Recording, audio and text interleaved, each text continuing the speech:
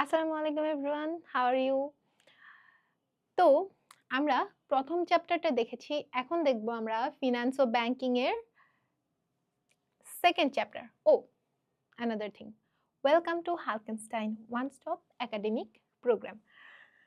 তো প্রথম অধ্যায়ে ছিল কি অর্থায়ন ও ব্যবসায় অর্থায়ন। এখন হচ্ছে আমরা জানবো অর্থায়নের উৎস সম্পর্কে। অর্থাৎ কোন কোন উৎস থেকে তুমি তোমার তহবিল সংগ্রহ করতে পারো। এখন অর্থায়ন বলতে কি বুঝি আমরা জেনেছি। অর্থায়ন হচ্ছে তহবিল সংগ্রহ, ব্যবস্থাপনা এবং এর বন্টন। এখন এই অধ্যায়ে তহবিল সংগ্রহ করার কাজটাই আমরা ভালোভাবে জানব এবং তহবিল সংগ্রহের বিভিন্ন উৎস সম্পর্কে জানতে পারবো। অর্থায়নের বিভিন্ন উৎসের বিভিন্ন বৈশিষ্ট্য আছে। এই বৈশিষ্ট্যের কারণে ব্যবসায়ের বিভিন্ন পরিস্থিতিতে বিভিন্ন উৎস ব্যবহার করে তহবিল সংগ্রহ করা উচিত। যেমন ওই যে স্থায়ী মূলধন সংগ্রহের জন্য শেয়ার বিক্রি করে তহবিল সংগ্রহ করা উচিত। আবার দৈনন্দিন প্রয়োজন যেমন কাঁচামাল ক্রয়ের জন্য বাকিতে ক্রয়ের সুযোগ ব্যবহার করা উচিত বা স্বল্প মেয়াদী ব্যাংক ঋণও নেওয়া যেতে পারে। সো স্থায়ী মূলধন সংগ্রহের জন্য কোন উৎস ব্যবহার করা হচ্ছে? দীর্ঘমেয়াদী উৎস ব্যবহার করা হচ্ছে। আর এই যে কাঁচামাল ক্রয়ের মতো একটা চলতি মূলধন নির্বাহের জন্য কি করা হচ্ছে? স্বল্প মেয়াদী উৎস ব্যবহার করতে বলা হচ্ছে।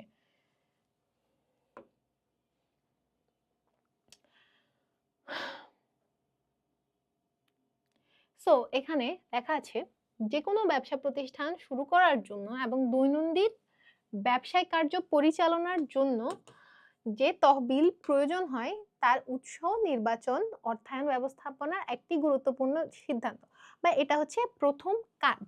ঠিক আছে, যে তুমি কোন কোন উৎস থেকে তহবিল সংগ্রহ করবা সেটা নির্বাচন করা।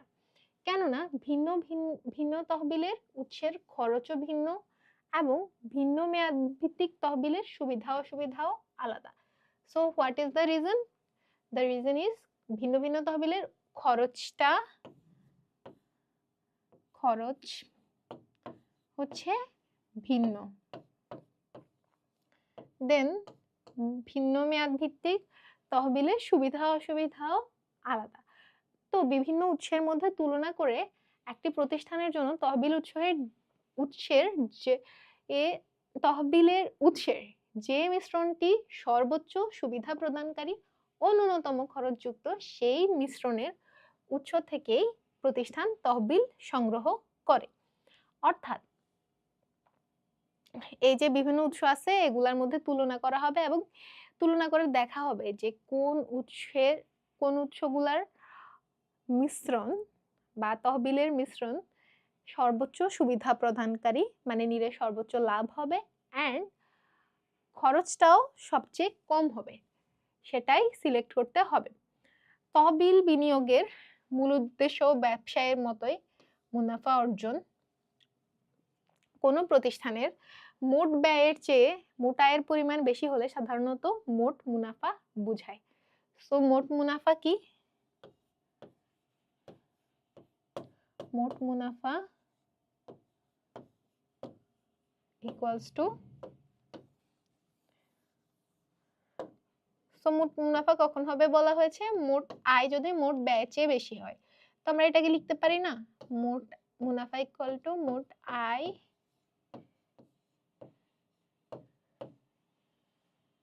মাইনাস ব্যয়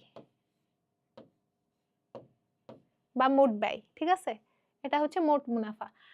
এখন আরেকটা জিনিস আছে, সেটা হচ্ছে এই যে আমরা মোট মুনাফা পাচ্ছি কিভাবে? মোট আয় থেকে মোট ব্যয় বাদ দিয়ে।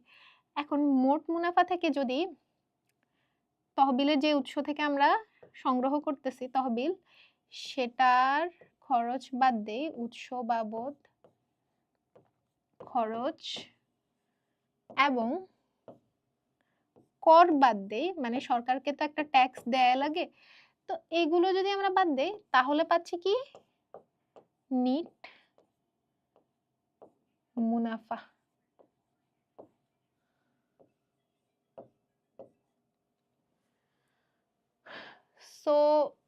এটাই হচ্ছে ব্যাপার। তাই বলা যায় যে মুনাফা পরিমাণকে সর্বোচ্চ করতে হলে কি করতে হবে? তহবিলের উৎসের খরচ ন্যূনতম রাখতে হবে, মানে উৎস বাবদ এই খরচটা ন্যূনতম রাখতে হবে। এখন ধরা যাক একটা কোম্পানির মোট মুনাফা হচ্ছে 10,000 বা একটা প্রতিষ্ঠানের মোট মুনাফা 10,000। এখন উৎস বাবদ খরচ যদি 2,000 হয় তাহলে থাকতেছে কত? 8,000। আবার এটা থেকে করও বাদ দেওয়া লাগবে। এখন উৎস বাবদ খরচটাকে কমিয়ে যদি 1,000-এ আনা যায় তাহলে থাকবে কত? 2,000, সরি 9,000 থাকবে, ঠিক আছে? সো মোট মুনাফা বেড়ে যাচ্ছে না? সুতরাং মুনাফা বাড়ার জন্য কি করতে হবে? উৎস বাবদ খরচকে কমাতে হবে। এখন বিভিন্ন প্রকারের তহবিলের উৎসের ধারণা। ব্যবসায় অর্থায়ন বলতে ব্যবসা করার জন্য যে তহবিলের প্রয়োজন হয় তা সরবরাহ করাকে বোঝায়। এখন একটা আমরা যদি উদাহরণ দেখি, সেই দর্জি দোকানের মালিকেরই তিনি ব্যবসা শুরুতে কিছু মেশিন কিনেন। ব্যবসায়ী সাধারণত তার নিজস্ব সঞ্চয় হতে মেশিন ক্রয় সংক্রান্ত স্থায়ী বিনিয়োগের জন্য অর্থ সংগ্রহের চেষ্টা করে, কেননা এই অর্থ তিনি যে কোনো মেয়াদে ব্যবহার করতে পারেন। কিন্তু তিনি যদি হিসাব করে দেখেন নিজস্ব সঞ্চয় মেশিন ক্রয়ের জন্য যথেষ্ট নয়, তবে তিনি বিভিন্ন বাণিজ্যিক ব্যাংক থেকে ঋণ গ্রহণ করতে পারেন। অর্থাৎ মেশিন কেনার জন্য তিনি দেখলেন যে ওনার লাগবে কত? 1,50,000 টাকা, ওনার কাছে আছে 1,00,000 টাকা। সো উনি 50,000 টাকা কি করবেন? বিভিন্ন ব্যাংক থেকে নিতে পারেন। এ ধরনের ঋণ তিনি সাধারণত একটা নির্দিষ্ট মেয়াদের জন্য গ্রহণ করে থাকেন। ব্যবসায়ীর স্থাবর সম্পত্তি যেমন বিল্ডিং, ফ্যাক্টরি, অস্থাবর সম্পত্তি যেমন কাঁচামাল, বিক্রয়যোগ্য মালামাল, এগুলা তিনি এসব ব্যাংক বা বিভিন্ন অপ্রাতিষ্ঠানিক উৎসে কি করেন? বন্ধক রেখে ঋণ গ্রহণ করতে পারেন এবং তহবিল সরবরাহ করতে পারেন তার ব্যবসায়।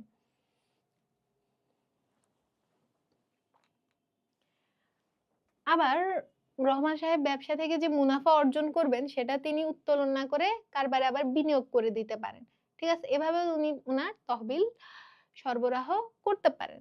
দেন তিনি হচ্ছে তার এই যে দৈনন্দিন বিভিন্ন খরচ সেটা ফিল আপ করার জন্য তিনি ভবিষ্যতে বিক্রয়ের বিপরীতে অগ্রিম গ্রহণ করতে পারেন।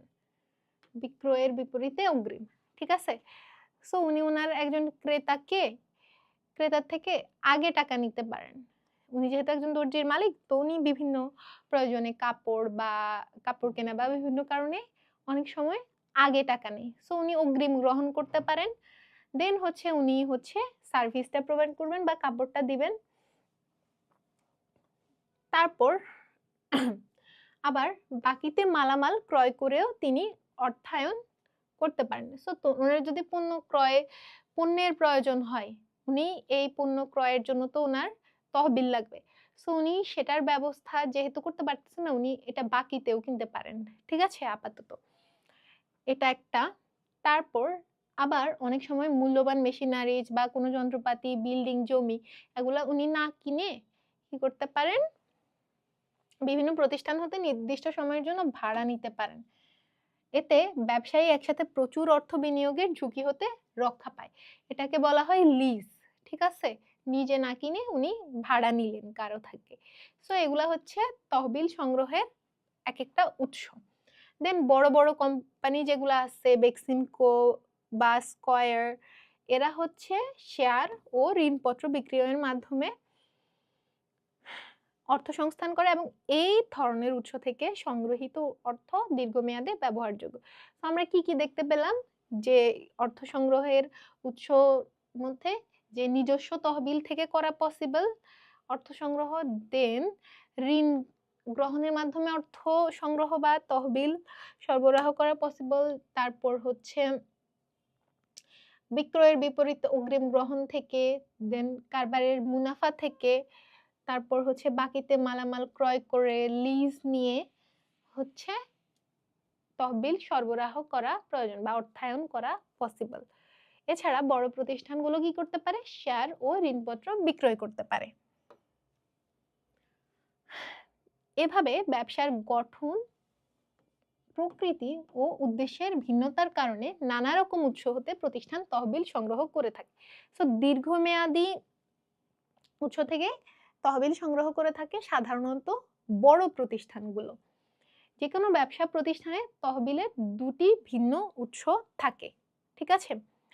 সো এখন আমরা এই দুটো উৎস সম্পর্কে ব্রডলি জানব। উৎসগুলো কি? অভ্যন্তরীণ উৎস এবং বহিস্থ তহবিল উৎস। বেশিরভাগ প্রতিষ্ঠানই সাধারণত দুটো উৎসই ব্যবহার করে থাকে। এবং এখন আমরা একটা ছক দেখব যেখানে এই দুইটা তহবিল উৎসের শ্রেণীবিভাগ দেখাবো আমরা। তো তার আগে এটা হচ্ছে ছকটা আমরা দেখব। তার আগে আমরা জানি যে অভ্যন্তরীণ তহবিল কি।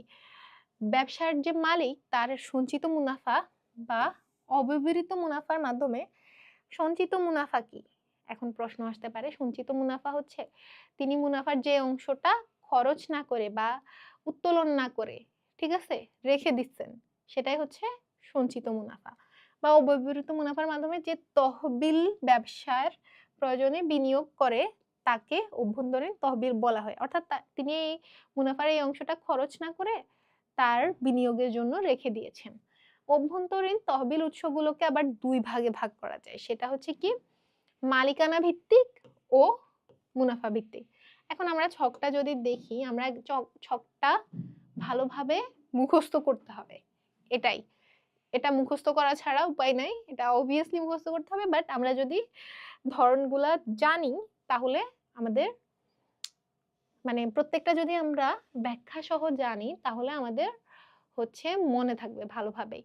সো এটা কিন্তু সিকিউ প্রশ্নের জন্য ইম্পর্টেন্ট। আসতে পারে যে অর্থায়নের উৎসগুলো লিখো বা ছকটি আঁকো, এরকম আসতে পারে, ঠিক আছে? আবার আলাদা আলাদা ভাবেও আসতে পারে, এক একটা আলাদা আলাদা ভাবে। তো এখানে আমরা দেখতে পাচ্ছি অভ্যন্তরীণ অর্থায়নের উৎসের দুইটা প্রকারভেদ, অভ্যন্তরীণ তহবিল অ্যান্ড বহিস্থ তহবিল। আবার অভ্যন্তরীণ তহবিলেরও দুইটা ভাগ রয়েছে, মালিকানা ভিত্তিক অভ্যন্তরীণ উৎস এন্ড মুনাফা ভিত্তিক অভ্যন্তরীণ উৎস। মালিকানা ভিত্তিকের মধ্যে আছে মালিকের মূলধন, যেটা মালিক ব্যবসায়ে দেন বা আনেন সেটা, এন্ড দেন হচ্ছে শেয়ার।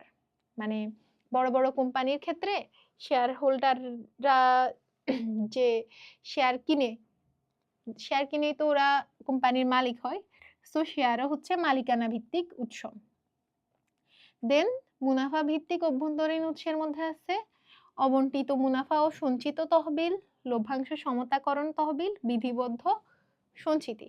এগুলো আমরা মানে ব্রডলি জানবো আরেকটু পরেই। এখন আমরা জাস্ট দেখে যাই। এখন বহিস্থ তহবিলের আবার বহিস্থ তহবিলকে মেয়াদের ভিত্তিতে ভাগ করা হয়। স্বল্প মেয়াদি, মধ্যমেয়াদী এবং দীর্ঘমেয়াদী এখানে দেয়া আছে। স্বল্প মেয়াদীর আবার দুইটা ভাগ, প্রাতিষ্ঠানিক, অপ্রাতিষ্ঠানিক। এখানে মধ্যমেয়াদী গুলো দেয়া আছে, এখানে দীর্ঘমেয়াদী গুলো দেয়া আছে। তো এগুলা যেহেতু আমরা ব্রডলি পড়বই, সো তোমরা জাস্ট এটা মুখস্থ করে নিবে নামগুলো, দেন তোমরা সামনের দিকে কোনটা মানে কি এটা জানতে পারবা। তো প্রথমে আসি এই যে অভ্যন্তরীণ উৎসের শ্রেণী বিভাগে। প্রথমে আমরা অভ্যন্তরীণ উৎসের মালিকানা ভিত্তিক শ্রেণী বিভাগটা দেখব। সো ভিন্ন ধরনের কারবারি সংগঠনের অভ্যন্তরীণ তহবিলের প্রকৃতিও ভিন্ন হয়। অর্থাৎ সংগঠনের ভিত্তিতে মালিকানা অংশীদারি বা যৌথ মূলধনী প্রতিষ্ঠান হতে পারে। আমরা জানি কারবারি প্রতিষ্ঠান তিন ধরনের। এক মালিকানা কারবারে এই তহবিলের উৎস মালিকের নিজস্ব অর্থ বা অর্থধারা পরিমাপযোগ্য যে কোনো উৎপাদনের উপকরণ হতে পারে, যেমন ভূমি, শ্রম, মূলধন ও সংগঠন যা উৎপাদনে ব্যবহৃত হয়, ঠিক আছে? সো অভ্যন্তরীণ উৎসের মালিকানা ভিত্তিক শ্রেণীবিভাগে আমরা দেখতে পাচ্ছি কি, জানতে পারছি কারবারের বা সংগঠনের গঠন প্রকৃতি বা সংগঠনের ভিত্তিতে হচ্ছে কি এই উৎসটা ভিন্ন ভিন্ন ধরনের হতে পারে। সো এক মালিকানার ক্ষেত্রে হচ্ছে কি, এটা মালিকের নিজস্ব অর্থ বা অর্থ দ্বারা পরিমাপযোগ্য যে কোনো উৎপাদনের উপকরণ। এখন অংশীদারির ক্ষেত্রে তাহলে হচ্ছে কি, অংশীদার বৃন্দ যে তহবিল কারবারে বিনিয়োগ করে সেটাই হচ্ছে নিজস্ব মূলধন। ঠিক আছে, সো নিজস্ব, এটাও কিন্তু কাইন্ড অফ এক মালিকানার সাথে সিমিলার, কিন্তু যৌথ মূলধনী কারবারের ক্ষেত্রে কিন্তু এটা ডিফারেন্ট। যৌথ মূলধনী কারবার যখন হয় সেক্ষেত্রে শেয়ার বিক্রয়ের মাধ্যমে যে তহবিল সংগ্রহিত হয় সেটি কারবারের অভ্যন্তরীণ তহবিল হিসেবে বিবেচিত হবে। ঠিক আছে, সো এক মালিকানাকে ইংলিশে বলা হয় সোল প্রপ্রিয়েটরশিপ বিজনেস, অংশীদারিকে বলা হয় পার্টনারশিপ, যৌথ মূলধনীকে তো বলা হয় কোম্পানি। এক মালিকানা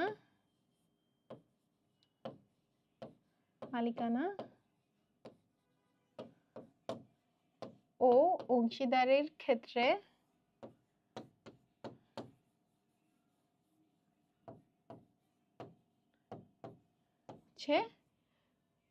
মালিকানা ভিত্তিক উৎস হচ্ছে কি, নিজস্ব অর্থ।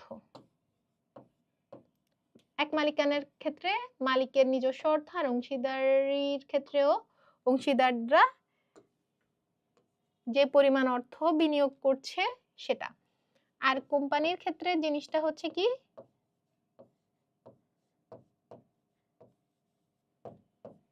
শেয়ার। ঠিক আছে, এখানে একটু ভুল লিখেছি।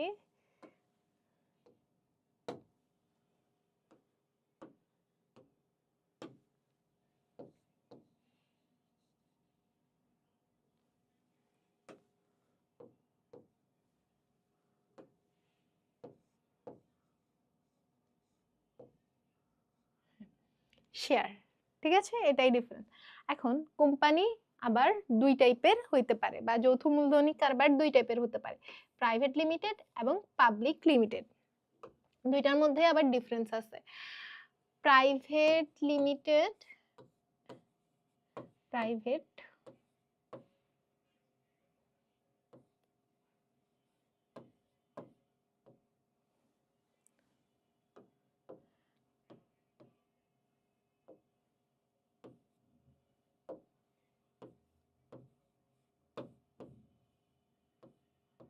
হ্যাঁ, প্রাইভেট লিমিটেড এবং কি পাবলিক লিমিটেড।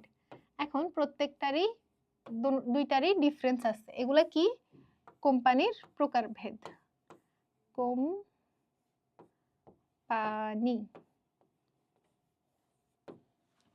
ঠিক আছে। সো প্রাইভেট যৌথ মূলধনী কারবারের ক্ষেত্রে কি সদস্য সংখ্যা কতজন হতে পারে? 2 থেকে 50, 2 থেকে 50 জন পর্যন্ত হতে পারে সর্বোচ্চ। আর পাবলিক লিমিটেডের ক্ষেত্রে সর্বনিম্ন হতে হবে যে 7 জন, এবং সর্বোচ্চ সংখ্যা শেয়ার দ্বারা সীমাবদ্ধ যে কোনো সংখ্যক হতে পারে। অর্থাৎ কোম্পানি যতগুলো শেয়ার বাজারে ছাড়বে ওই সংখ্যাটাই হবে কি সদস্য সংখ্যা, শেয়ার দ্বারা সীমাবদ্ধ।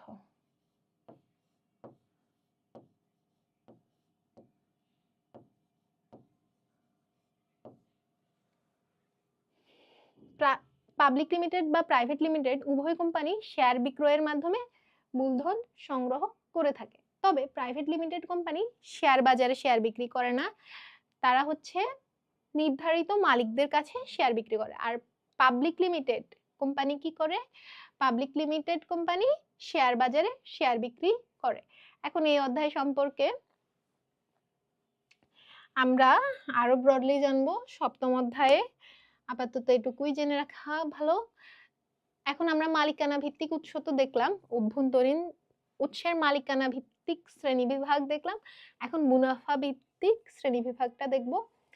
ব্যবসা প্রতিষ্ঠান উৎপাদিত পণ্যদ্রব্য বা সেবা প্রদানের মাধ্যমে অর্থ উপার্জন করে থাকে। কিভাবে অর্থ উপার্জন করে? উৎপাদিত পণ্যদ্রব্য বা সেবা প্রদানের মাধ্যমে। পণ্যদ্রব্য হচ্ছে বিক্রয় করা আর সেবা হচ্ছে প্রদান করা।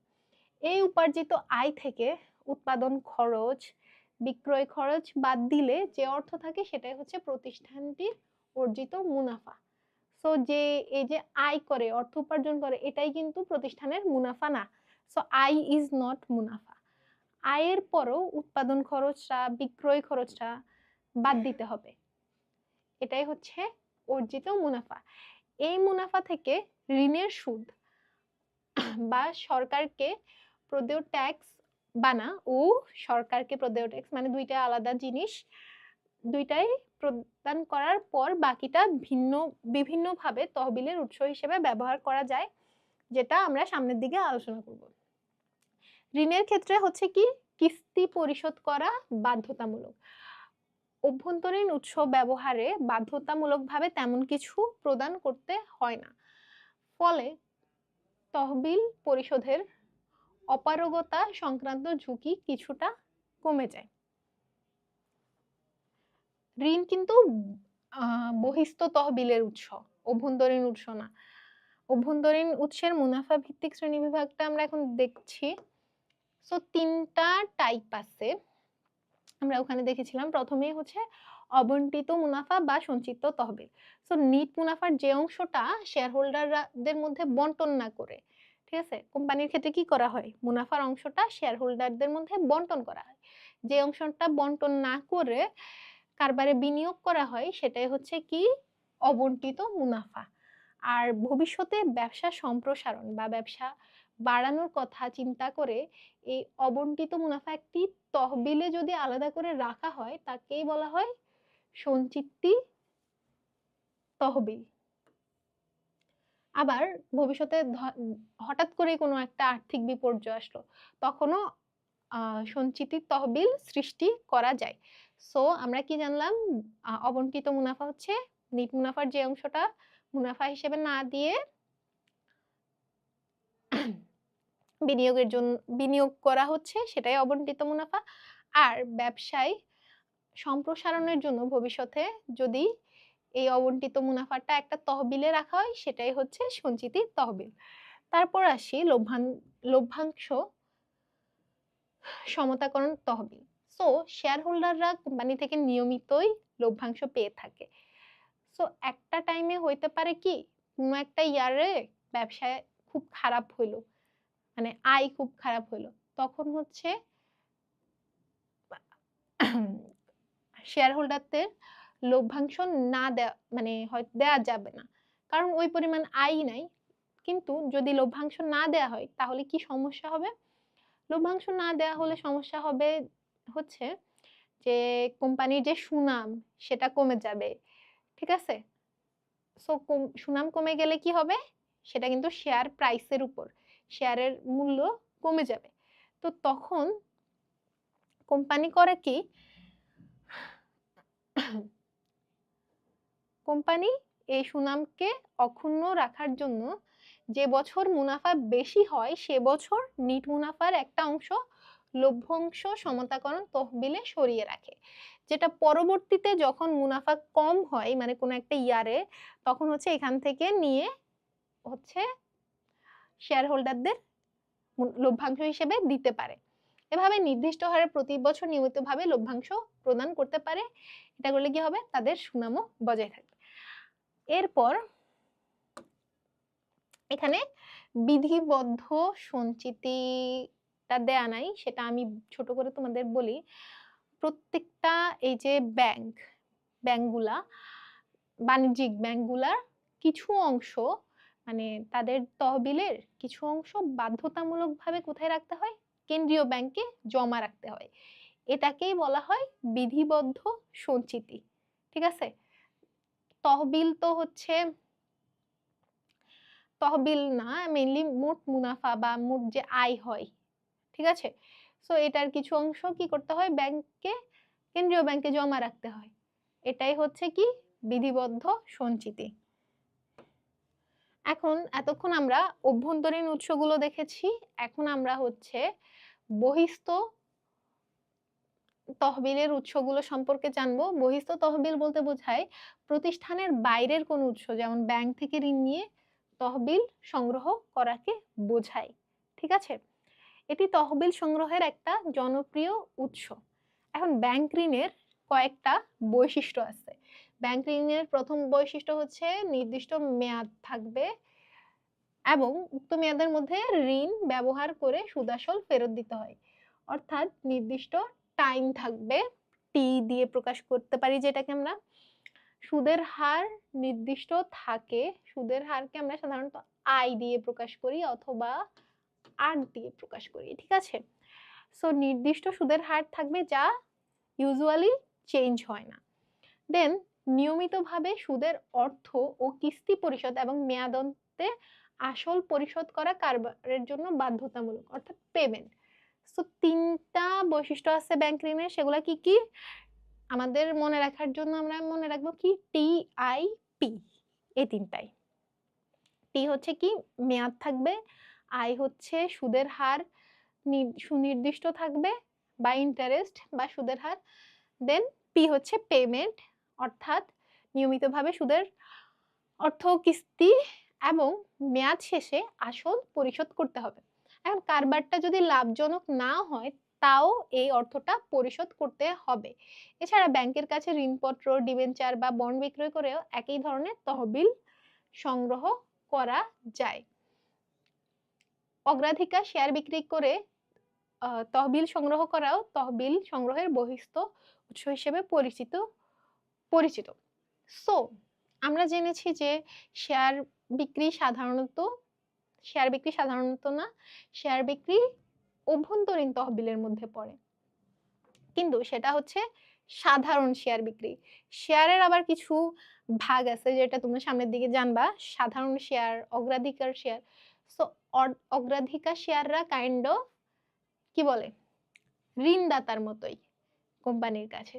তাই অগ্রাধিকার শেয়ার বিক্রির মাধ্যমে যদি তহবিল সংগ্রহ করা হয় এটাকে বহিস্থ তহবিলে ধরা হয়। ঠিক আছে, বহিস্থ তহবিলের উৎস হিসেবে ধরা হয়। এখন তহবিল সংগ্রহের বাহ্যিক উৎস বা বহিস্থ উৎসগুলা কেন এত জনপ্রিয়? এটার কারণ হচ্ছে দুইটা। ঋণ গ্রহণের মাধ্যমে বাহ্যিক অর্থায়ন করা হলে ঋণের সুদ মোট লাভ থেকে প্রদান করার পর যে লাভ অবশিষ্ট থাকে সেই লাভের উপর কর প্রদান করতে হয়, ফলে প্রদেয় করের পরিমাণ কম হয়। সো আমরা কি দেখেছি, এই যে মোট লাভ থেকে আমরা হচ্ছে কি বাদ দিব, ঋণের সুদ বা ইন্টারেস্ট যেটা আছে সেটা বাদ দিব, এরপর যে অংশটা থাকবে সেটার উপর কর প্রদান করতে হবে। ঠিক আছে, তাহলে করের পরিমাণটা একটু কম হয় না? এখন আমরা যদি দেখি যে ধরলাম মোট লাভ থাকতেছে 10,000, দুইটা সিনারিও, ঠিক আছে, scenario A and scenario B, মানে দুইটা ঘটনা, দুই ক্ষেত্রে মোট লাভ ধরলাম 10,000। এখন আমরা যদি এক্ষেত্রে আমাদের কোনো ঋণ নেই, ঠিক আছে, মানে এখানে সব হচ্ছে অভ্যন্তরীণ উৎস থেকে তহবিল সংগ্রহ করা হয়েছে। এখন আমরা ধরলাম আমাদের কর হচ্ছে 30%, তো 10,000-এর 30% কত, 3,000। সো আমাদের কর দেয়া লাগতেছে কত, 3,000। ঠিক আছে, মাইনাস করে দিতে হচ্ছে, মানে এই পরিমাণ কর আমাদের দেওয়া লাগতেছে। এখন আমরা ধরলাম যে আমরা ঋণও নিয়েছি কিছু, এই 10,000-এর মধ্যে ঋণও আছে। তো ঋণ যেহেতু আছে তাহলে ধরলাম ঋণের সুদ প্রদান করছি আমরা কত, 2,000। তো আমরা কি জেনেছি, ঋণের সুদ প্রদানের পর যে টাকাটা থাকে সেটার উপর আমাদের কর প্রদান করতে হবে।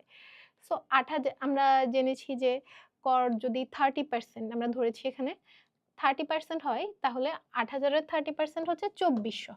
সো আমাদের কর প্রদান করতে হচ্ছে 2,400, বিকজ এখানে ঋণ নেওয়া হয়েছে। ঠিক আছে, আর এই ক্ষেত্রে ঋণ নাই তাই আমাদের দেওয়া হচ্ছে কর দিতে হচ্ছে 3,000। সো কোন ক্ষেত্রে কম দেওয়া লাগছে, এই ক্ষেত্রে, কারণ 2,400 টাকা ঋণ দেওয়া লাগছে আমাদের। ঠিক আছে, এটা তো কম, সো প্রদেয় করের পরিমাণ কম হয়। ছোট প্রতিষ্ঠানগুলোর পক্ষে অভ্যন্তরীণ অর্থ সংস্থান অনেক সময় প্রয়োজনীয় বিনিয়োগের তুলনায় কম হয়। অর্থাৎ ধরা গেল যে টাকা 30,000 লাগতেছে বাট আছে 10,000, সো প্রয়োজনটা ফিল আপ হচ্ছে না অভ্যন্তরীণ উৎস দিয়ে। তখনই বহিস্থ অর্থ সংস্থান তহবিল সংগ্রহের প্রধান উৎস হিসেবে কাজ করে। ঠিক আছে, এই দুইটা হচ্ছে বাহ্যিক উৎসের সুবিধা। যদি বলা হয় বাহ্যিক উৎসের সুবিধা লিখো বা বহিস্থ উৎসের সুবিধা লেখো, তোমরা এই দুইটা লিখবা। আর অসুবিধা হচ্ছে সুদ প্রদান বাধ্যতামূলক। ঠিক আছে, কারবারটি লাভ করুক বা না করুক সুদ ও কিস্তি অবশ্যই প্রদান করতে হবে। অভ্যন্তরীণ উৎস থেকে তহবিল সংগ্রহ করলে এই অসুবিধা থাকে না। তো এটা প্রশ্ন হিসেবে আসতে পারে তহবিল সংগ্রহের বাহ্যিক উৎসগুলোর সুবিধা ও অসুবিধা লেখো। সো সুবিধায় এই দুটো লিখবে আর অসুবিধায় এটা লিখতে পারো। এখন বহিস্থ তহবিলকে আমরা বলেছি মেয়াদের ভিত্তিতে ভাগ করা হয়। মেয়াদের ভিত্তিতে এটাকে 3 ভাগে ভাগ করা যায়। এখন আমরা জানবো 3 ভাগ সম্পর্কে। প্রথমে হচ্ছে স্বল্প মেয়াদী উৎস। স্বল্প মেয়াদ বলতে 1 বছরের কম সময়কে বোঝানো হয়। অর্থাৎ 1 বছরের কম সময়ের জন্য যদি ঋণ নেওয়া হয় তাহলে এটাকে স্বল্পমেয়াদী উৎস বলা হয়। একটি প্রতিষ্ঠানের বেশিরভাগ অর্থায়ন মূলত স্বল্পমেয়াদী উৎস হতে সংগ্রহ করা হয়, যা 1 বছর বা তার চেয়ে কম সময়ের মধ্যে পরিশোধযোগ্য। স্বল্পমেয়াদী অর্থায়নের ক্ষেত্রে প্রতিষ্ঠান কিছু সুবিধা পায়। এখন আমরা সুবিধাগুলো সম্পর্কে জানব।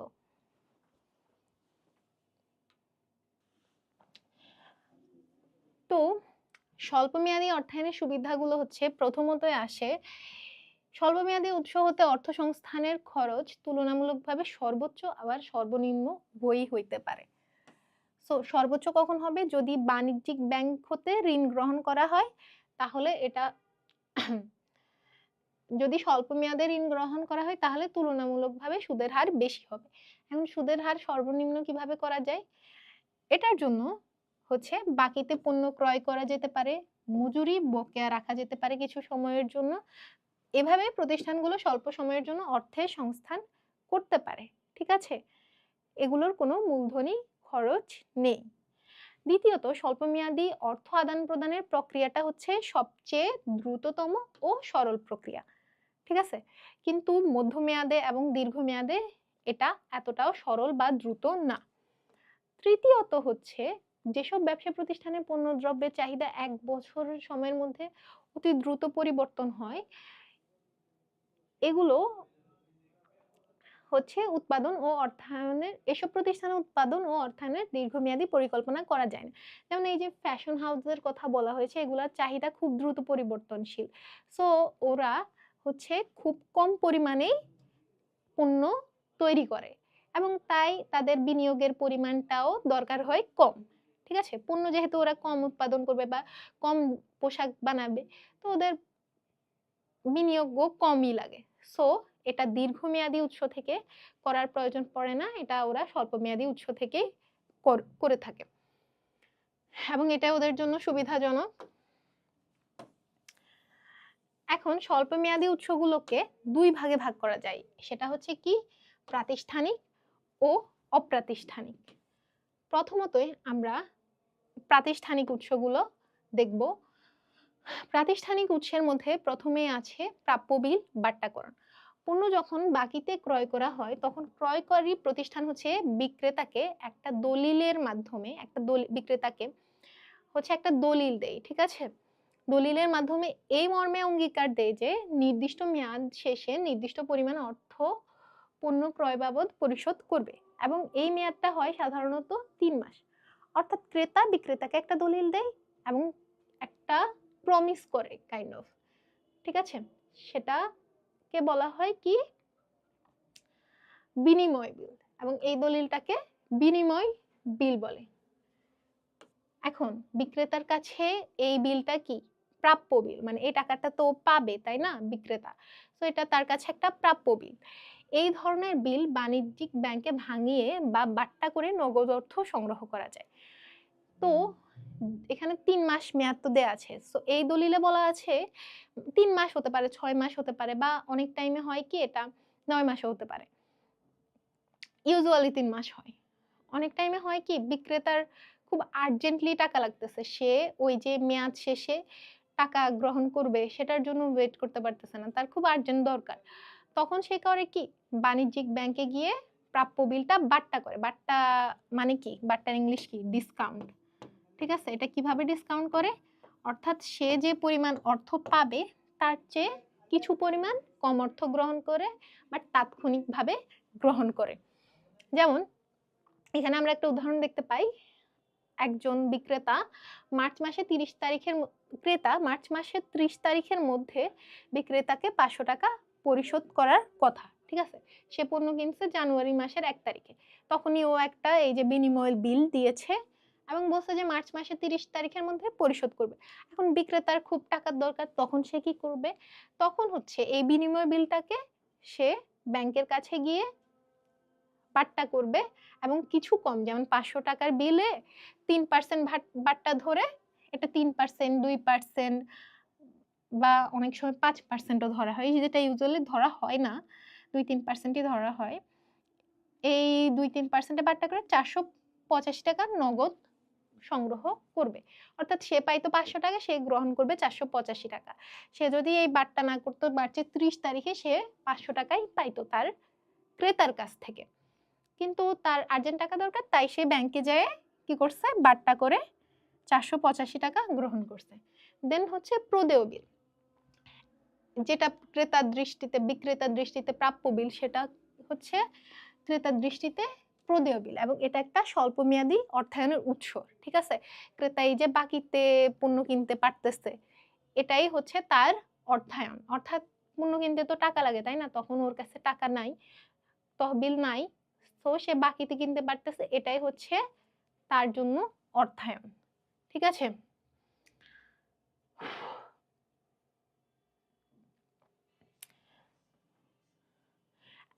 এই যে সে যদি বাকিতে ক্রয়ের সুবিধা না পাইতো, তাহলে তাকে নগদে পণ্য ক্রয় করতে করতে হতো, ব্যাংক থেকে ঋণ নিতে হতো এবং সেটা সুদ সহ ফেরত দিতে হতো।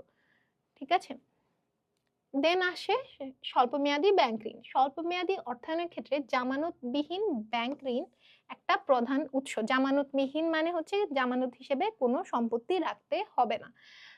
এ ধরনের ব্যাংক ঋণ বিভিন্ন রকমের হতে পারে, যেমন সাধারণত স্বল্পমেয়াদী ব্যাংক ঋণের ক্ষেত্রে নির্দিষ্ট সময় শেষে সুদসহ আসল একসাথে পরিশোধ করতে হয়। অর্থাৎ ফার্স্টে ইন্টারেস্ট দিবে, এরপর টাইম শেষে হচ্ছে আসলটা দিবে, এমন না। স্বল্পমেয়াদী ব্যাংক ঋণের ক্ষেত্রে হচ্ছে ইউজুয়ালি কি করতে হয়, সুদসহ আসল টাইম শেষে পরিশোধ করতে হয়, কারণ টাইমটা তো অনেক কমই, 1 বছরের মধ্যে।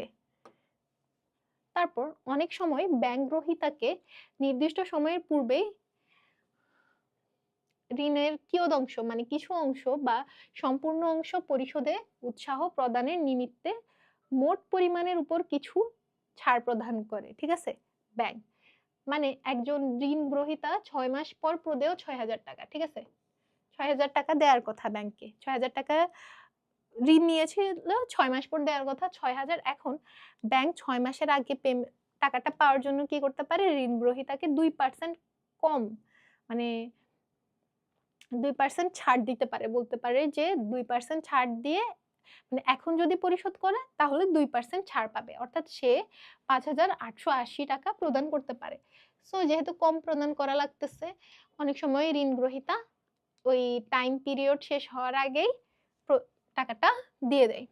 এছাড়া ঋণ গ্রহীতা যদি নির্দিষ্ট সময়ের ভিত্তিতে ঋণ পরিশোধের অঙ্গীকার না করে ব্যাংক চাওয়া মাত্রই ঋণ পরিশোধের শর্তে ঋণ গ্রহণ করে, তবে সেটাকে চাহিদা মাত্র প্রদেয় ঋণ বলা হয়। এটা ছোট প্রশ্ন হিসেবে আসতে পারে যে চাহিদা মাত্র প্রদেয় ঋণ কি। সেটার সংজ্ঞাটা হচ্ছে এটা, যে নির্দিষ্ট সময়ের ভিত্তিতে ঋণ পরিশোধের কোনো অঙ্গীকার থাকবে না স্বল্পমেয়াদী ব্যাংক ঋণের মতো, কিন্তু ব্যাংক চাওয়া মাত্রই ঋণ পরিশোধ করতে বাধ্য থাকবে, সেটাই হচ্ছে চাহিদা মাত্র প্রদেয় ঋণ। যেসব প্রতিষ্ঠানের অর্থায়নের বিকল্প উৎস আছে তারা স্বল্প খরচে এই উৎস ব্যবহার করতে পারে। ব্যাংক জমাতিরিক্ত উত্তোলন।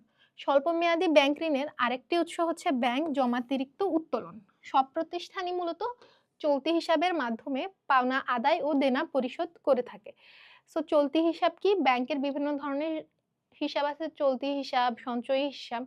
চলতি হিসাবে মাধ্যমে মানুষ সাধারণত পাওনা দেনা এগুলা পরিশোধ করে থাকে, পাওনা আদায় ও দেনা পরিশোধ।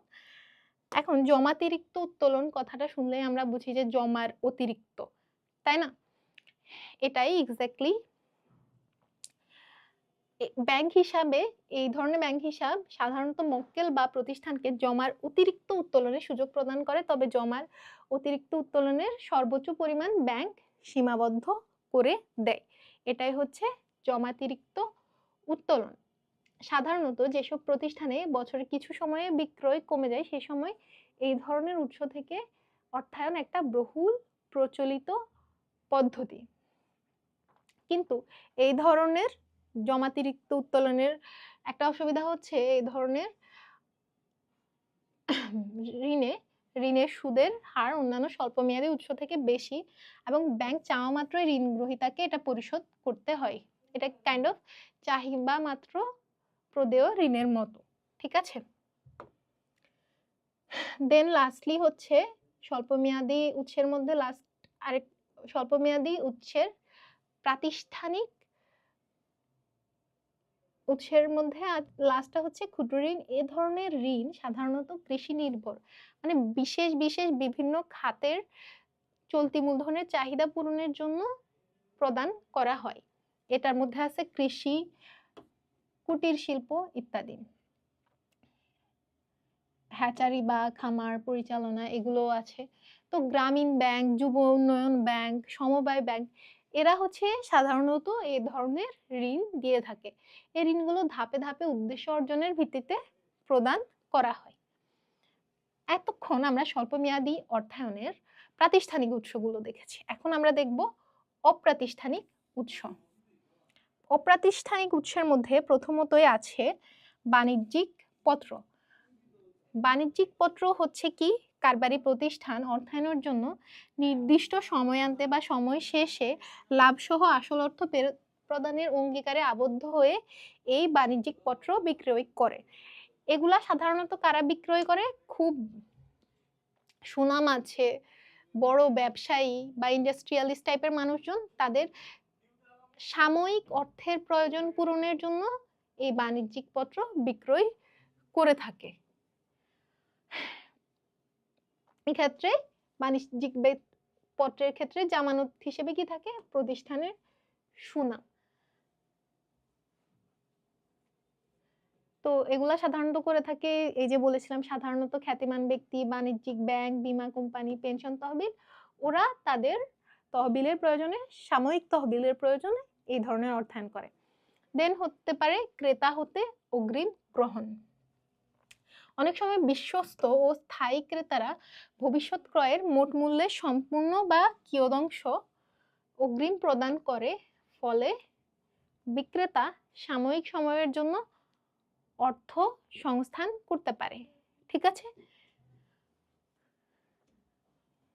বাকিতে ক্রয় হচ্ছে ক্রেতাদের অর্থ সংস্থানের সুযোগ বা অর্থায়নের সুযোগ, আর ক্রেতা হতে অগ্রিম গ্রহণ হচ্ছে একজন বিক্রেতার অর্থায়নের সুযোগ, মানে ক্রেতা হতে আগেই টাকা নিয়ে রাখতেছে।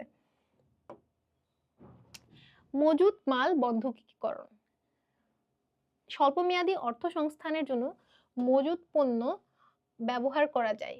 কোনো প্রতিষ্ঠান অর্থ সংস্থানের জন্য কোনো স্বনামধন্য ব্যক্তি বা প্রতিষ্ঠানের কাছে তার যে মজুত পণ্য আছে সেটা জামানত বা বন্ধক রেখে ঋণ গ্রহণ করাকে মজুত মালের মাধ্যমে অর্থ সংস্থান বলা হয়। তো এই ক্ষেত্রে করা হয় কি, ঋণের অর্থ ফেরত না দেওয়া পর্যন্ত এই মজুত মালটা যার কাছে বন্ধক দিয়েছে বা জামানত রেখেছে তার কাছেই থাকে, এবং ঋণের অর্থ ফেরত দিয়ে সে তার মালটা বা মজুত পণ্যটা নিতে পারে। দেন এটা হচ্ছে লাস্টলি আছে গ্রাম্য মহাজন। এটা হচ্ছে অনেক কি বলে পুরনো বা বহুকাল পূর্বের প্র্যাকটিস। বহুকাল পূর্বে গ্রামের বিত্তশালী ব্যক্তিরা স্বল্প মেয়াদে দরিদ্র ব্যক্তিদের কি করতো, ঋণ প্রদান করত। আর এক্ষেত্রে পরিশোধের মেয়াদ উত্তীর্ণ হলে গ্রহীতাকে বড় অঙ্কের সুদ প্রদান করতে হতো, আর সুদ আসল প্রদানে ব্যর্থ যদি হইতো, সুদের সাথে আসল প্রদানে, তাহলে মহাজনরা ঋণ গ্রহীতাদের যে স্থাবর অস্থাবর যত সম্পত্তি আছে সব দখল করে নিত। গ্রাম্য মহাজনরা এই ঋণের উপর দিন ভিত্তিক, সপ্তাহ ভিত্তিক বা মাস ভিত্তিক সুদ গণনা করে থাকে। তো আমাদের স্বল্প মেয়াদী অর্থায়নের উৎসগুলো দেখেছি আমরা। এখন আমরা মধ্যমেয়াদী অর্থ সংস্থানের উৎসগুলো দেখব। তার আগে আমরা একটা জিনিস মনে রাখি, স্বল্প মেয়াদীর ক্ষেত্রে কি এটা হবে 1 বছরের কম, পরিশোধ টাইমটা 1 বছরের কম। মধ্যমেয়াদীর ক্ষেত্রে হচ্ছে 1 থেকে 5 বছর, আর দীর্ঘমেয়াদের ক্ষেত্রে হচ্ছে 5 বছরের বেশি। এভাবে আমাদের মনে রাখতে হবে। তো মধ্যমেয়াদী অর্থায়ন যেটা বলেছি 1 থেকে 5 বছর মেয়াদের জন্য সংগ্রহিত তহবিল মধ্যমেয়াদী অর্থায়ন হিসেবে পরিগণিত। একটি প্রতিষ্ঠান মধ্যমেয়াদী তহবিল ব্যবহার করে ব্যবসার চলমান মূলধনের দীর্ঘমেয়াদী প্রয়োজন মেটায়।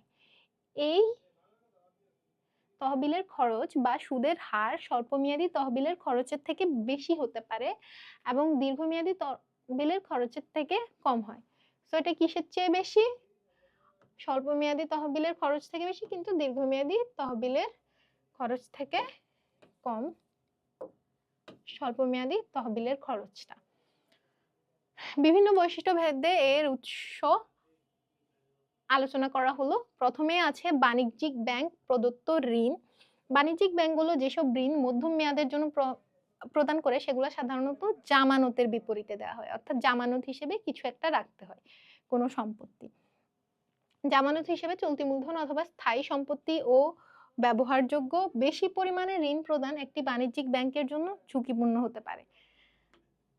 সো বেশি পরিমাণে যখন ঋণ প্রদান করতে হয় তখন একটা বাণিজ্যিক ব্যাংক না দিয়ে ওরা কয়েকটা বাণিজ্যিক ব্যাংক মিলে একটা সিন্ডিকেট তৈরি করে ওই ঋণটা প্রদান করে থাকে। এটা কাইন্ড অফ ঝুঁকি বন্টনের নীতির মতোই।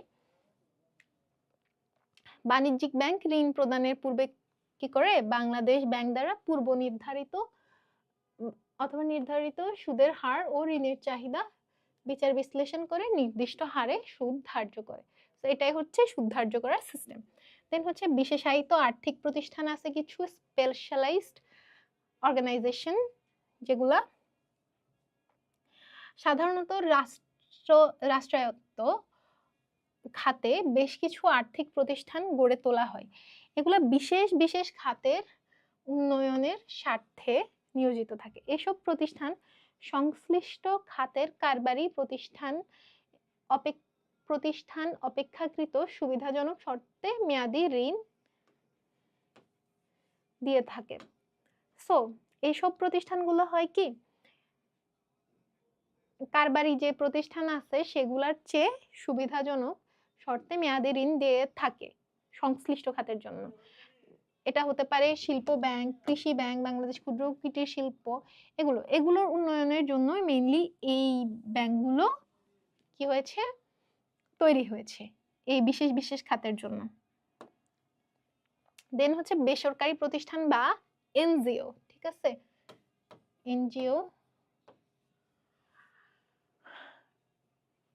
বাংলাদেশে বেশ কিছু এনজিও বেসরকারি প্রতিষ্ঠান হিসেবে প্রতিষ্ঠিত ও কর্মরত আছে, যেগুলো ব্যবসা প্রতিষ্ঠানকে মধ্যমেয়াদী ঋণ প্রদান করে থাকে। তো তোমরা এগুলোর নাম শুনে থাকবে, ব্র্যাক, তারপর হচ্ছে গ্রামীণ ব্যাংক, মাইডাস, এইসব এনজিও গুলাই হচ্ছে এইসব মধ্যমেয়াদী ঋণ প্রদান করে থাকে ব্যাংকের পাশাপাশি, এবং এগুলার এখন একটা আইনগত সত্তা আছে কোম্পানির মতো। প্রতিষ্ঠান তহবিল প্রদান ছাড়াও পরামর্শ দান, প্রশিক্ষণ দান, দক্ষতা বৃদ্ধিকরণ প্রভৃতি ব্যাপারেও কারবারি প্রতিষ্ঠানকে সাহায্য করে থাকে এসব প্রতিষ্ঠান। ঠিক আছে, ব্যাংকের সাথে এদের মিল কি, এরা হচ্ছে মধ্যমেয়াদী ঋণ প্রদান করে এবং এর পাশাপাশি ওরা যেটা করে সেটা হচ্ছে পরামর্শ, প্রশিক্ষণ এসবও প্রদান করে থাকে উন্নয়নের জন্য। মূলধনী বাজারের প্রতিষ্ঠান, বিভিন্ন প্রকার মূলধনী প্রতিষ্ঠান যেমন বীমা প্রতিষ্ঠান, বিনিয়োগ ব্যাংক, অথবা অর্থ মধ্যস্থতাকারী প্রতিষ্ঠান ও এরাও মধ্যমেয়াদী ঋণ প্রদান করে থাকে। সো আমাদের 4টা টাইপ আমরা দেখেছি। তাহলে স্বল্প মধ্যমেয়াদী অর্থ সংস্থানের বাণিজ্যিক ব্যাংক প্রদত্ত ঋণ, দেন হচ্ছে বিশেষায়িত আর্থিক প্রতিষ্ঠান বা স্পেশালাইজড প্রতিষ্ঠানগুলা, তারপর হচ্ছে বেসরকারি প্রতিষ্ঠান বা প্রাইভেট প্রতিষ্ঠানগুলো, দেন হচ্ছে মূলধনী বাজারের প্রতিষ্ঠানগুলো। এখন আমরা দীর্ঘমেয়াদী তহবিল সম্পর্কে জানব।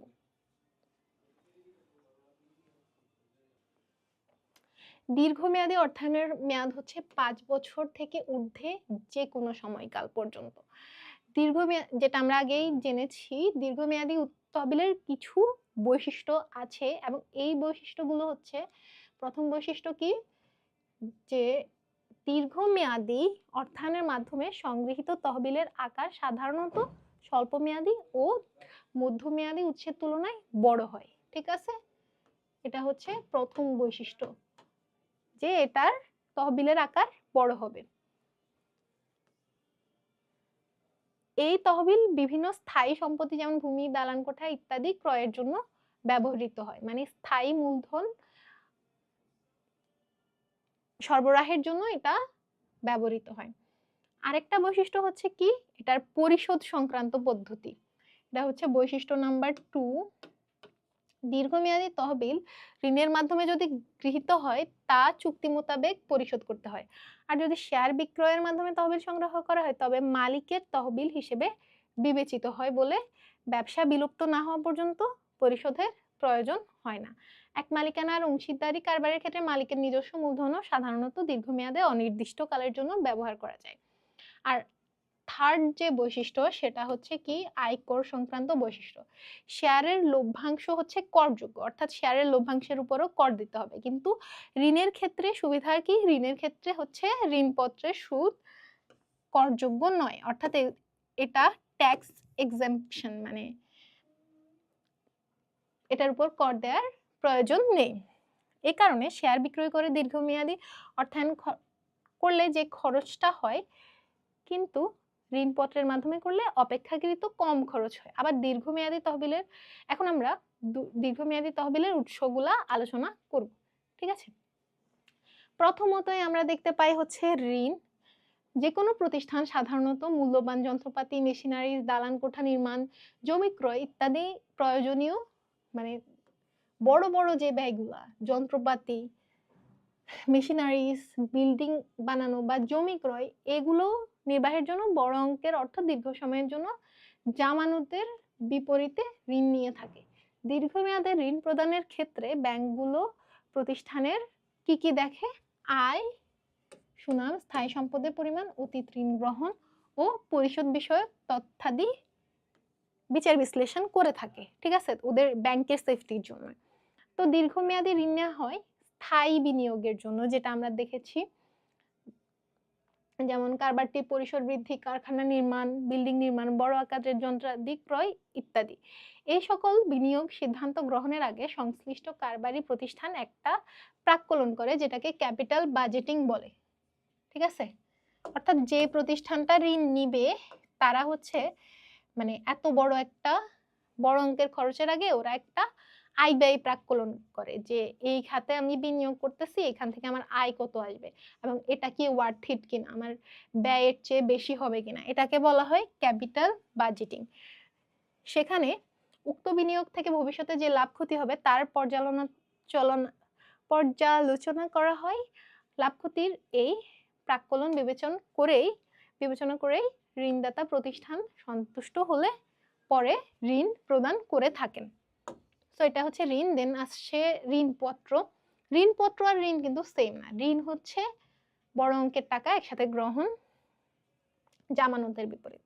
আর ঋণপত্র is kind of like share, but এটা হচ্ছে ঋণপত্র ও অনেকের কাছে বিক্রয় করে শেয়ার মতোই মূলধন গ্রহণ করে, বাট ঋণপত্র বিক্রয় করে, মানে ডিবেঞ্চার হোল্ডাররা বা ঋণপত্রের মালিকরা হয় কি পাওনাদার কোম্পানির জন্য, আর শেয়ার যারা কিনে তারা হয় কি মালিক।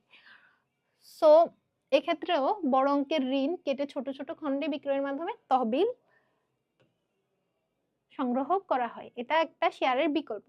কিন্তু ঋণপত্রের একটি সুদের হার উল্লেখ থাকে যে হারে ঋণ গ্রহীতা সুদ দিতে বাধ্য থাকে। ৫ বছর থেকে দীর্ঘমেয়াদী যে কোনো সময়ের জন্য ঋণ নেওয়া হয়। প্রতিষ্ঠানের মুনাফা না হলেও আমরা জেনেছি যে ঋণদাতাদের সুদ দিতে হবে। ঋণপত্র বিক্রয়ের মাধ্যমে অর্থায়নের মূল সুবিধা হলো দীর্ঘমেয়াদে এর সুদের হার স্থির এবং পূর্ব নির্ধারিত থাকে বলে আর্থিক ব্যবস্থাপকরা দক্ষতার সাথে অর্থায়ন পরিকল্পনা করতে পারে। এটাই। আর লাস্টলি হচ্ছে লিজিং। লিজিংকে আমরা জানি লিজিং হচ্ছে এটা অর্থায়নের দীর্ঘমেয়াদী অর্থায়নের একটা অভিনব পদ্ধতি। এই পদ্ধতিতে ব্যয়বহুল মেশিন, যন্ত্রপাতি, যানবাহন এগুলা না কিনে কি করে, ওরা হচ্ছে ভাড়া নেই, ঠিক আছে, ক্রয় না করে লিজিং কোম্পানি থেকে ভাড়া নিয়ে ব্যবহার করে। তো এক্ষেত্রে মালিকানা কিন্তু যে ভাড়া নিচ্ছে তার কাছে আসে না, মানে যার কাছে যন্ত্রপাতি বা মূল্যবান মেশিনারিজটা আসলো তার কাছে কিন্তু মালিকানা থাকে না। মালিকানা কিন্তু থাকে কার কাছে? লিজিং কোম্পানির কাছে। এবং লিজিং কোম্পানি লিজকৃত সম্পত্তিটার মেরামত ও রক্ষণাবেক্ষণ করে থাকে। এটার বেশি ইউজ হয় কোন ক্ষেত্রে? ছোট প্রতিষ্ঠানগুলো যাদের মূলধনের পরিমাণ কম, সেসব প্রতিষ্ঠান লিজিং এই পদ্ধতির মাধ্যমে ব্যয়বহুল মেশিন ব্যবহার করতে পারে। এবং লিজিং নেওয়ার সুবিধা কি? লিজিং এর মাধ্যমে এই যে দীর্ঘমেয়াদী ঋণ নেওয়ার প্রয়োজন পড়ে না, অথবা সঞ্চিতি তহবিলও ব্যবহারের প্রয়োজন পড়ে না। এগুলা হচ্ছে লিজিং এর সুবিধা। কারণে লিজিং হচ্ছে দীর্ঘমেয়াদী অর্থায়নের একটা উৎস। এখন আমরা হচ্ছে তহবিল সংগ্রহের উৎসগুলো দেখে ফেলেছি। এখন আমরা কিছু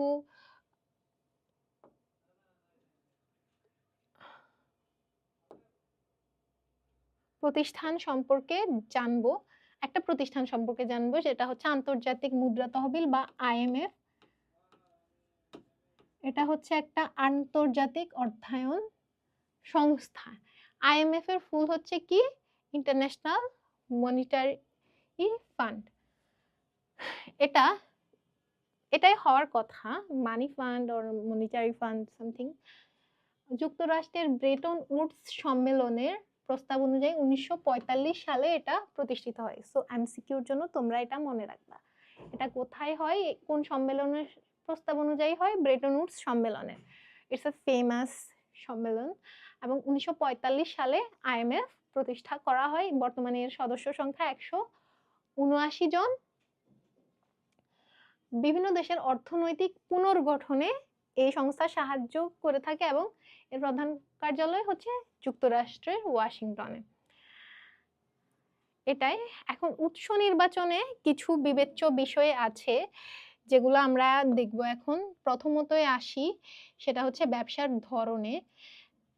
এক মালিকানা আর অংশীদারি কারবারের ক্ষেত্রে সাধারণত নিজস্ব সঞ্চয়, ব্যবসার মুনাফা, আত্মীয় স্বজন থেকে গৃহীত ঋণের মাধ্যমে তহবিল সংগ্রহ করা হয়ে থাকে। বড় আকারের ক্রয়ের ক্ষেত্রে লিজিংও একটা উপযুক্ত অর্থায়নের উৎস। প্রাইভেট লিমিটেড কোম্পানির ক্ষেত্রে এগুলা ছাড়াও শেয়ার ও ডিবেঞ্চার ইস্যু করে বেশিরভাগ তহবিল সংগ্রহ করা হয়। এখন আমরা একটা চিত্র দেখব যেখানে কারবারের গঠন ও উদ্দেশ্য ভেদে অর্থায়ন উৎসের একটা মিশ্রণ কাঠামো দেয়া হলো।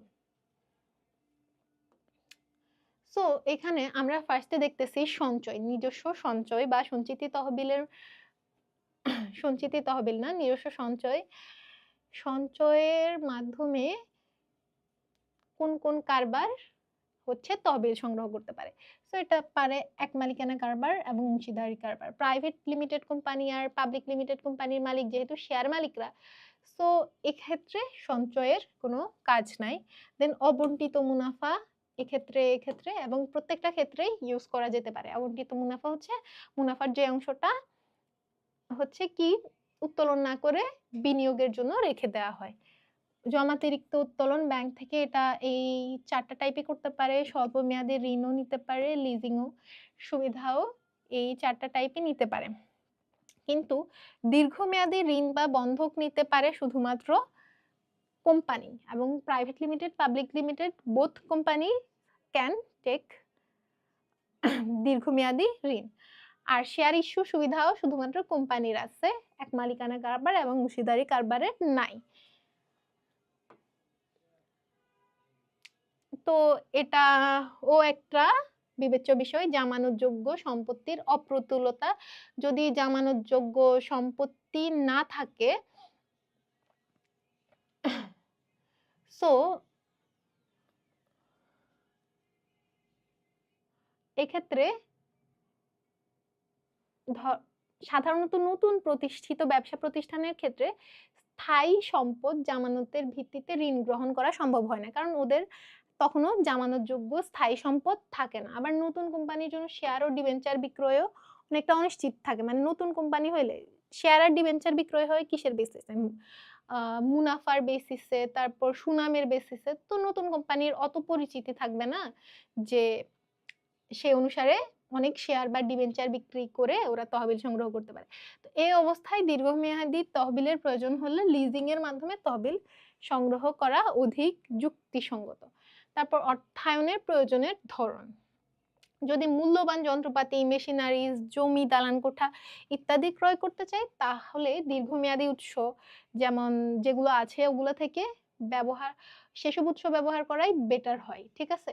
আর যদি প্রতিষ্ঠানের চলতি মূলধনের দরকার হয়, চলতি খরচগুলো নির্বাহের প্রয়োজন হয় এবং সেটাতে অর্থের ঘাটতি হয়, তখন এই যে স্বল্প মেয়াদী উৎসগুলো যেমন বাকিতে ক্রয়, প্রাপ্য বিল, জামানত, ব্যাংক জমাতিরিক্ত উত্তোলন, এইসব উৎসের মাধ্যমে হচ্ছে এই ব্যয়গুলো, এসব উৎস থেকে ঋণ গ্রহণ করে এই ব্যয়গুলো নির্বাহ করতে পারবে।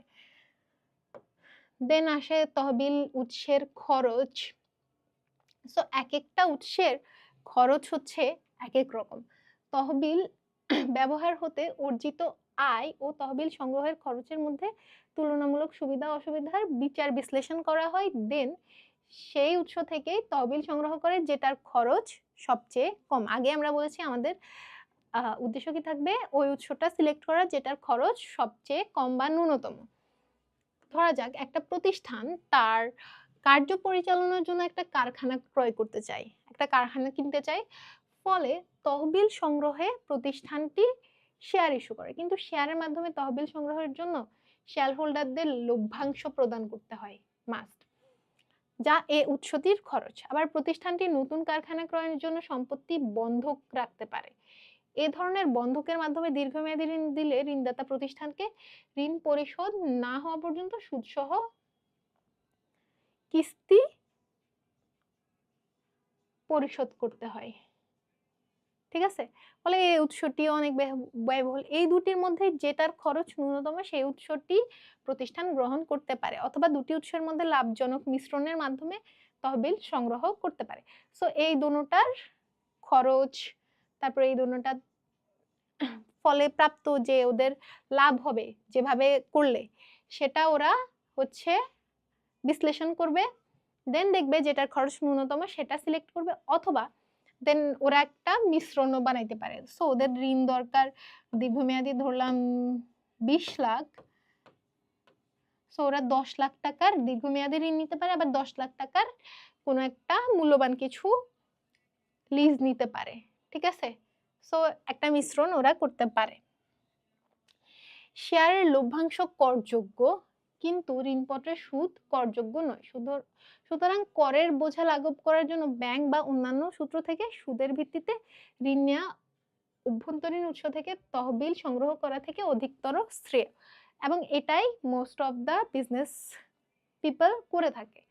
অনেক ক্ষেত্রে একটি নির্দিষ্ট উৎস ব্যবহারের চেয়ে উৎসের মিশ্রণে সুবিধা বেশি পাওয়া যায় এবং খরচও কমানো সম্ভব হয়। অর্থাৎ একই উৎসে স্টিক না থাকে, কয়েকটা উৎস থেকে যদি ঋণ গ্রহণ করে তাহলে খরচ কমানো সম্ভব। দেন লাস্টে হচ্ছে তহবিল উৎসের ঝুঁকি। যদি কোনো প্রতিষ্ঠান জামানতযুক্ত ঋণ গ্রহণ করে, তবে ঋণদাতা প্রতিষ্ঠানের কাছে সম্পত্তি জামানত হিসেবে রাখতে হয়। আর নির্দিষ্ট সময়ের মধ্যে যদি ঋণ পরিশোধ করতে না পারে, প্রতিষ্ঠানটি কি করে, যে প্রতিষ্ঠান থেকে ঋণ দেওয়া হয়েছে ওরা জামানতকৃত সম্পত্তি বিক্রি করে দেয় বিক্রি করে অর্থ পরিশোধ করতে বাধ্য হয়। ফলে তহবিলের উৎস নির্বাচনে সংশ্লিষ্ট উৎসের আনুষঙ্গিক ঝুঁকিগুলো বিবেচনা করতে হবে। So that's it. কি কি উৎস নির্বাচনে তাহলে বিবেচ্য বিষয়গুলো কি? আমাদের ব্যবসায়ের ধরনের কথা মাথায় রাখতে হবে, দেন জামানতযোগ্য সম্পত্তির অপ্রতুলতা বা কম থাকা, থার্ডলি হচ্ছে অর্থায়নের প্রয়োজনের ধরন, মানে কি জন্য আমাদের অর্থায়নের প্রয়োজন ঘটছে এটা মাথায় রাখতে হবে। দেন তহবিলের উৎসের খরচ মাথায় রাখতে হবে, আর তহবিলের উৎসের ঝুঁকি মাথায় রাখতে হবে। এই পয়েন্টগুলো আমাদের মনে রাখতে হবে। তো এই চ্যাপ্টার এটুকুই। এখন আমরা কিছু এমসিকিউ দেখব, ঠিক আছে? প্রথম এমসিকিউটা হচ্ছে কি, মধ্যমেয়াদী অর্থসংস্থানের উৎস কোনটা? দেয়া আছে ক্ষুদ্র ঋণ, বিশেষায়িত আর্থিক প্রতিষ্ঠান, ক্রেতা হতে অগ্রিম গ্রহণ, প্রাপ্য বিল বাট্টাকরণ। তো আমরা পড়েছি যে ক্ষুদ্র ঋণ হচ্ছে স্বল্পমেয়াদী উৎস, এটা হবে না। বিশেষায়িত আর্থিক প্রতিষ্ঠান, হ্যাঁ এটাই হচ্ছে মধ্যমেয়াদী অর্থসংস্থানের উৎস। ক্রেতা হতে অগ্রিম গ্রহণও হচ্ছে স্বল্পমেয়াদী, প্রাপ্য বিল বাট্টাকরণও হচ্ছে স্বল্পমেয়াদী। দেন ব্যবসায় প্রতিষ্ঠানের আর্থিক সমস্যা দূরীকরণে উৎস নির্বাচনের ক্ষেত্রে বিবেচনা করা হয় কোনটা?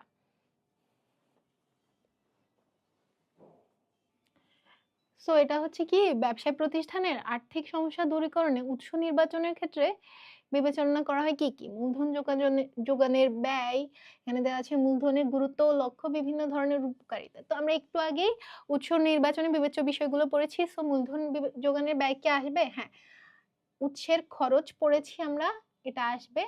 মূলধনের গুরুত্ব লক্ষ্য মানে হচ্ছে এটা হচ্ছে সিমিলার টু দ্য পয়েন্ট।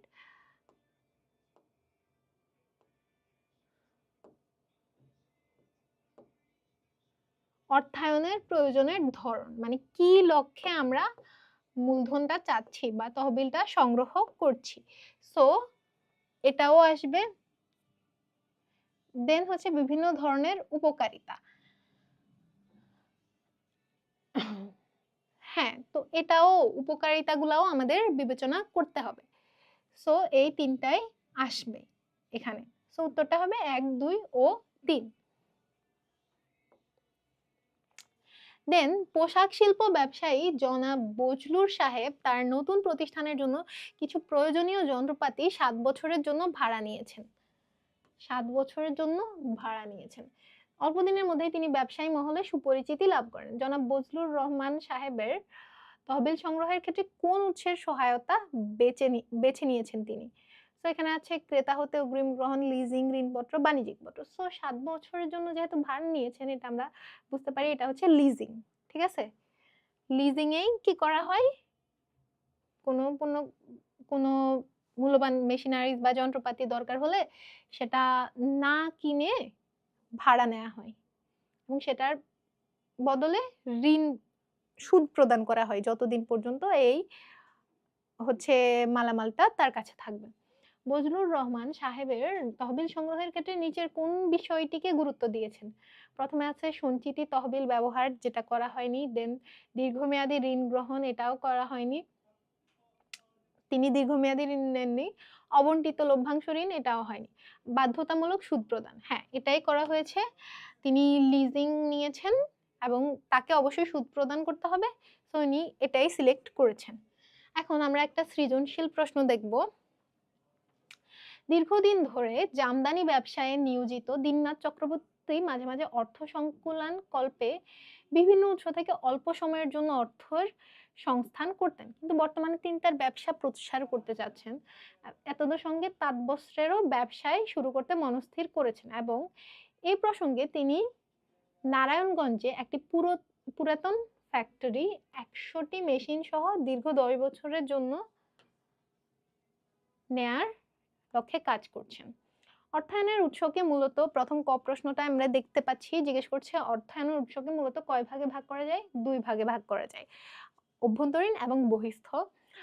ব্যবসায় সম্প্রসারণে সঞ্চিতি তহবিলের ভূমিকাটি ব্যাখ্যা করো। সো তোমরা এটা ব্যাখ্যা করে লিখবা যে অবন্টিত মুনাফা, ভবিষ্যৎ সম্প্রসারণের জন্য অবন্টিত মুনাফা নিয়ে যদি একটা কি হয়, তহবিল গঠন করা হয়, সেটাকে সঞ্চিতি তহবিল বলে। আবার কোনো একটা সাডেন বিপর্যয় ঘটলো, তখনও সঞ্চিতি তহবিল গঠন করে সেই বিপর্যয় থেকে মুক্তি লাভ করা যায়। গ নাম্বার প্রশ্নটা হচ্ছে, বর্তমানে দীননাথ চক্রবর্তী সাধারণ ব্যবসা ক্ষেত্রে কোন ধরনের তহবিলের সহায়তায় আর্থিক সমস্যা সমাধানের চেষ্টা করেন? সেটা হচ্ছে কি, তিনি বর্তমানে কি করেন, বিভিন্ন উৎস থেকে অল্প সময়ের জন্য অর্থের সংস্থান করেন। সো এটা উনি করতে পারেন স্বল্পমেয়াদী ঋণের মাধ্যমে বা বাণিজ্যিক পত্রের মাধ্যমে। তো এটা হচ্ছে স্বল্পমেয়াদী তহবিলের সহায়তায় তিনি আর্থিক সমস্যা সমাধানের চেষ্টা করেন বর্তমান ব্যবসা ক্ষেত্রে। দেন তুমি কি মনে করো যে ব্যবসা সম্প্রসারণ আর্থিক সহায়তা কল্পে দীননাথ চক্রবর্তীর অন্যান্য উৎসেরও শরণাপন্ন হতে হবে? সো উনি বর্তমানে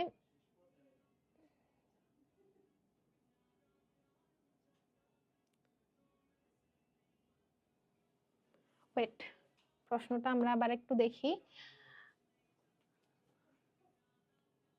আচ্ছা, এটা আগেরটার কথাই বলা হয়েছে। সাধারণত যেটা করেন, যেটা উনি ভবিষ্যতে করবেন সেটা। ভবিষ্যতে তিনি হচ্ছে তার তাঁত বস্ত্রের ব্যবসাও শুরু করতে চাচ্ছেন এবং ব্যবসা প্রসার করার কথা ভাবছেন। এবং এই প্রসঙ্গে তিনি নারায়ণগঞ্জে একটা পুরাতন ফ্যাক্টরি 100টি মেশিন সহ দীর্ঘ 10 বছরের জন্য নেয়ার লক্ষ্যে কাজ করছেন। এখন বলা হয়েছে, তুমি কি মনে করো যে ব্যবসায় সম্প্রসারণ আর্থিক সহায়তা কল্পে দীননাথ চক্রবর্তীর অন্যান্য উৎসেরও শরণাপন্ন হতে হবে? সো হ্যাঁ, এটাই, অন্যান্য উৎসেরও শরণাপন্ন ওনার হতে পারে। উনি হচ্ছে মেইনলি লিজিং এর মাধ্যমে অর্থায়ন করেছেন। তো লিজিং এর মাধ্যমে তিনি হচ্ছে এই যে তার প্রয়োজনীয় মেশিনারিজ গুলা হয়তো পেয়েছেন, কিন্তু তার তো আরো বিভিন্ন আনুষঙ্গিক খরচ আছে, দৈনন্দিন খরচ আছে। এগুলো ফিল আপ করার জন্য, যেমন কর্মচারীদের বা শ্রমিকদের বা তাঁতিদের ওনার বেতন দেওয়া লাগতে পারে, বা বিভিন্ন ধরনের খরচ আছে আরো, এই যে মেশিনারিজ বা এগুলো ছাড়াও, মেশিনারিজ কেনা ছাড়াও। সো এসব খরচ নির্বাহের জন্য তার অন্যান্য উৎসের শরণাপন্ন হতে পারে। তো তোমরা এটা একটু সাজিয়ে ব্যাখ্যা করে লিখবা। That's all. এই চ্যাপ্টারটা খুব একটা বড় ছিল না। আশা করছি আমরা বুঝতে পেরেছি। Thank you.